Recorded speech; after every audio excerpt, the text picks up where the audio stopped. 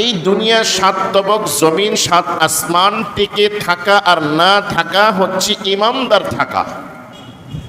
দুনিয়ার মধ্যে একজন ইমানদার থাকা অবস্থায় আল্লাহ রাব্বুল আলামিন এই 7 আসমান 7 তবক জমিনকে ধ্বংস করবেন না। আসমানের পিলারের নাম কি বলতে পারেন? আসমানের কোনো পিলার দেখা যায়? দেখা যায় না। আসমানের পিলারের নাম হলো লা ইলাহা ইল্লাল্লাহ। আসমানের পিলারের নাম হচ্ছে কালিমা তাইয়্যিবা।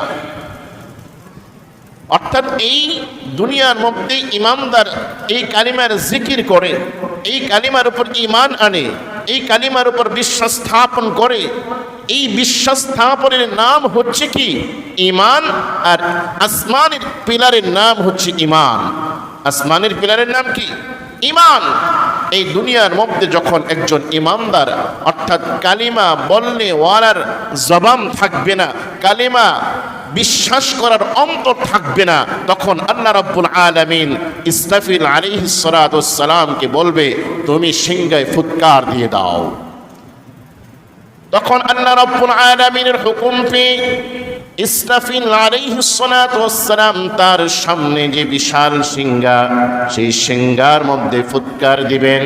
তখন আল্লাহ রাব্বুল আলামিন তার সিংহার ফুৎকারের মধ্যে এত এত পাওয়ার শক্তি দান করবেন।